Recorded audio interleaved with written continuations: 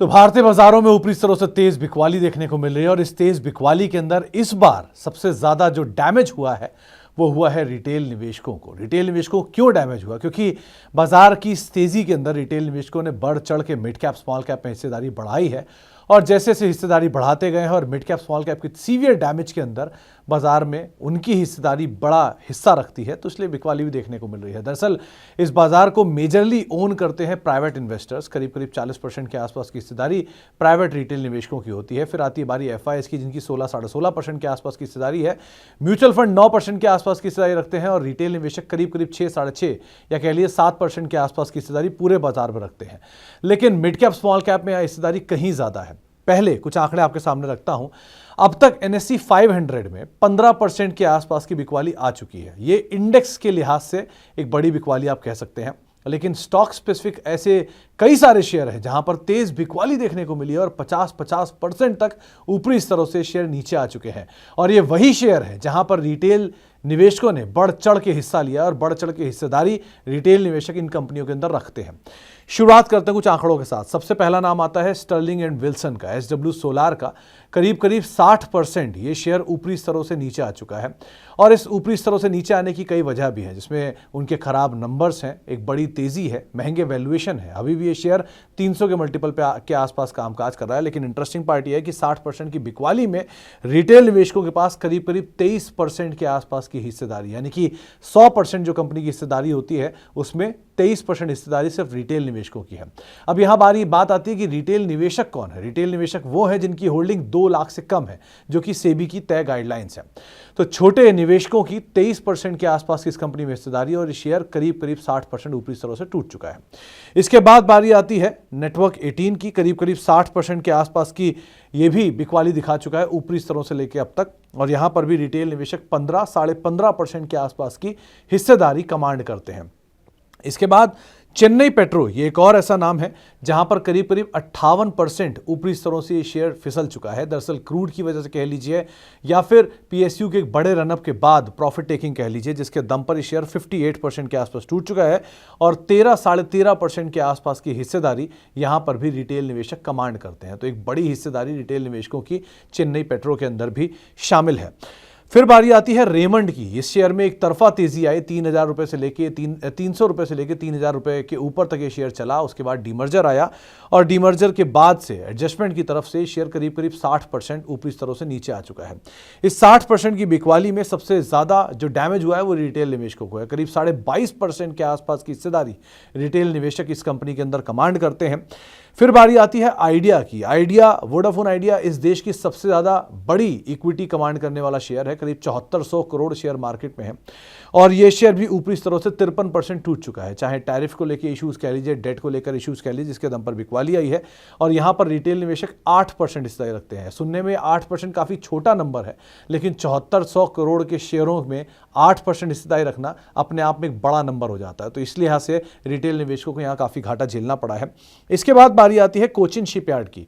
ये डिफेंस की कंपनी और बड़ी तेजी दिखाने के बाद अब 53% ऊपरी स्तरों से नीचे आ चुका है और यहां पर भी रिटेल निवेशक करीब करीब 19% के आसपास की हिस्सेदारी रखते हैं। तो एक बड़ी बिकवाली में इस बार भी रिटेल निवेशक फंसते हुए दिखाई पड़े और उनके पास हिस्सेदारी का हिस्सा भी है।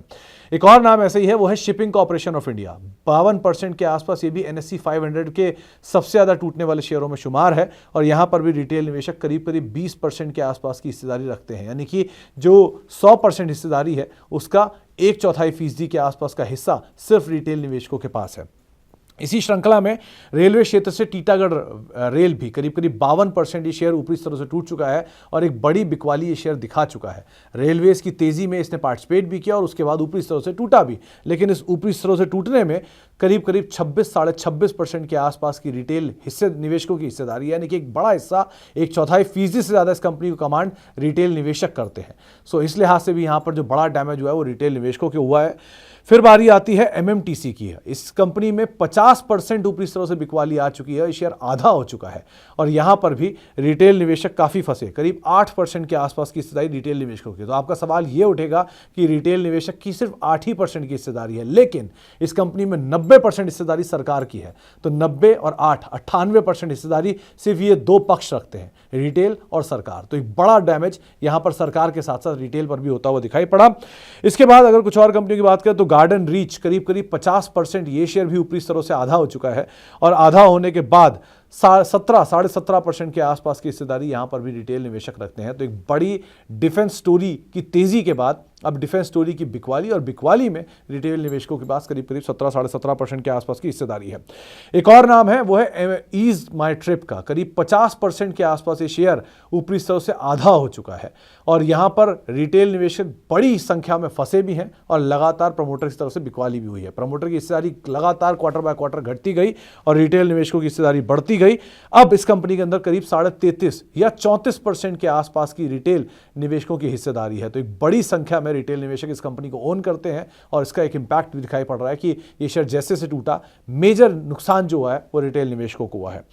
फिर बारी आती है राजेश एक्सपोर्ट की, करीब 50% की बिकवाली, और बिकवाली तब है जबकि ये पिछले कई सालों का अंडर परफॉर्मर है। उसके बाद 50% की बिकवाली और शेयर करीब अभी रिटेल निवेशक 12% के आसपास ओन करते हैं। और नामों में एक नाम आता है जी एंटरटेनमेंट का। मैनेजमेंट में बदलाव की बातचीत, कई पक्षों के डील्स की बातचीत, फिर डील्स के कॉल ऑफ होने की बातचीत, अर्निंग्स की बातचीत, इन सब चीज़ों के बीच में ये शेयर करीब 50% वाइप आउट हो चुका है और 50% की गिरावट में रिटेल निवेशकों के पास 33.5% के आसपास की हिस्सेदारी। एक बड़ी संख्या में रिटेल निवेशक इस कंपनी के अंदर मौजूद हैं और इस वजह से जो बिकवाली हुई उसमें बड़ा नुकसान रिटेल निवेशकों को ही होता हुआ दिखाई पड़ा। साथ ही साथ एक और नाम आता है तानला प्लेटफॉर्म का। ये एक समय का मल्टी बैगर रहा है और मल्टी बैगर के बाद ये शेयर 47% अपने ऊपरी स्तरों से नीचे आ चुका है। ऊपरी स्तरों से नीचे आने में सबसे बड़ा डैमेज अगर किसी को हुआ है तो वो है रिटेल निवेशकों को। करीब 25-25.5% के आसपास की हिस्सेदारी यहाँ पर रिटेल निवेशक कमांड करते हैं। हालांकि पिछले कुछ क्वार्टर्स में रिटेल निवेशकों की हिस्सेदारी कम जरूर हुई है, लेकिन अभी भी इस कंपनी का 1/4 हिस्सा रिटेल निवेशक ओन करके रखते हैं। तो इसीलिए बड़ा डैमेज जो हुआ है उसमें रिटेल निवेशकों को सबसे ज़्यादा नुकसान पहुंचा है।